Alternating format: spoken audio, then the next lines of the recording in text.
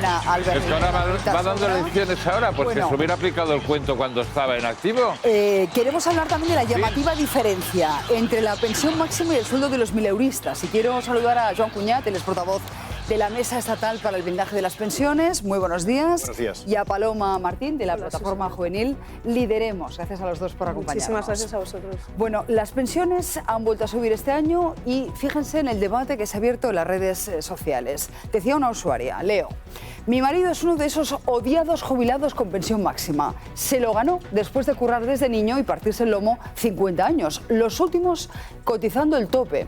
Le respondí a otra: claro que sí, 3.200 euros al mes, con casa pagada y apartamento en la playa.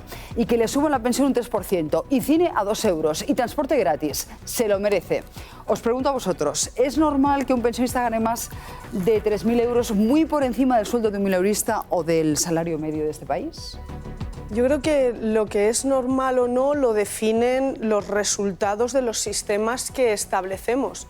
A día de hoy no es normal porque la caja de las pensiones está completamente vacía. Se diseñó un sistema en un momento en el que la pirámide de la población sostenía que los de abajo pudieran cubrir las necesidades de los de arriba. Esa pirámide se ha invertido y, por lo tanto, matemáticamente no salen las cuentas. Entonces, hay que buscar soluciones. Yo creo que hay que empezar a dividir el debate del pasado y de los pensionistas actuales. Nadie dice que, por supuesto, se merecen las pensiones que se les habían prometido. Eso está claro.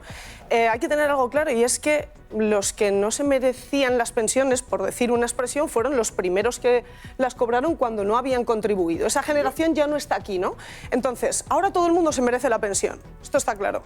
Lo que pasa es que ya sale la matemática, esto no va a poder o sea, que en parte, Paloma, tú le compras el argumento a Rivera de que hay un componente de estafa piramidal. Bueno, sí. Yo creo Joan, que no debemos aceptar que nos dividan y nos enfrenten a jóvenes y a pensionistas. Nosotros decimos que somos 48 millones de pensionistas presentes y futuros, que todos somos pensionistas del presente y del futuro, y que lo que tenemos que hacer es unirnos, sin distinción de ideologías, credos y siglas, para desarrollar el espíritu del artículo 50, blindando las pensiones en la Constitución, prohibiendo que se puedan privatizar y que puedan perder poder adquisitivo. Todo lo demás creo que no se corresponde con la realidad. ¿Por qué? Somos la 14ª potencia del planeta, hay 195 países en el mundo. Tenemos un PIB que ha crecido en los últimos 10 años, se ha duplicado por 2. En los últimos 50 años se ha multiplicado por 10. Tenemos una capacidad productiva que ha convertido a 2 de nuestros bancos en de los 5 mejores de Europa en beneficios, batiendo récords año tras año. ¿Cómo no va a haber riqueza en nuestro país? Hay riqueza de sobra y la gente tiene que estar confiada. Son Lo que debates tenemos que separados, hacer es avanzar para conseguir que se prohíba la privatización en la Constitución. Si blindas las pensiones, ¿de dónde vamos a sacar el dinero? Porque lo más preocupante y lo que tenemos que tener claro, las pensiones ya se están pagando con deuda. Es una pirámide que se ha invertido. Discutir esto es como discutir la gravedad, ¿vale? Entonces, partiendo de esta base, ¿qué proponemos? ¿Qué vamos a hacer?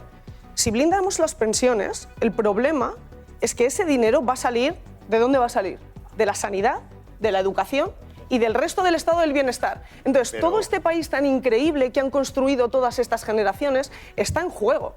Y esto es lo que, Paloma, este es el debate. Entonces, ¿sabes qué pasa? Que lo que estás diciendo es como eso que hacía Hitchcock de utilizar el MacGuffin. Es decir, parece que es una película de amor, pero es una trama de espías. Entonces estás confundiendo absolutamente, porque el problema que tenemos en España no es de riqueza ni de recursos, no es cierto. Podemos mirar donde quieras. Hay recursos de sobra. Es de gestión de los recursos. ¿Por qué tenemos que enfrentar un gasto con otro? ¿Por qué tenemos que enfrentar a una generación con otra? No hay que hacerlo, que se abra el debate sobre cómo se debe gestionar, en qué se debe invertir. Luego, no es verdad que las pensiones se pagan, hay que unirlas. Pero no es verdad que las pensiones...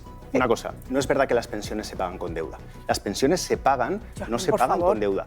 Hay un porcentaje, claro que sí. Hay un porcentaje en el último tramo del año que la Seguridad Social se endeuda para pagar. Efectivamente, entonces a 50 años, ¿cuál es la proyección? Pero cambias la mirada. Las ¿Cuál es la pensiones proyección? se pagan con el esfuerzo y con el trabajo de todos. No enfrentemos a los jóvenes con los pensionistas. Si el problema es que en su momento, Paloma, se pensó, no nos queremos enfrentar, al revés, tenemos que unirnos. Ese argumento, sí. Esto va de ser más solidarios que nunca. Esa palabra que ya se ha olvidado, que antiguamente en España era tan importante y ahora no, hay que ser solidarios. Solidarios con las próximas generaciones. Las pensiones son un elefante en la habitación. Ningún político lo puede abordar, y antes comentaban. ¿Y cómo ser solidario con las próximas generaciones, Paloma? Si tú dices que quien está cobrando ahora 3.200 euros se lo merece y que eso no lo vamos a cuestionar.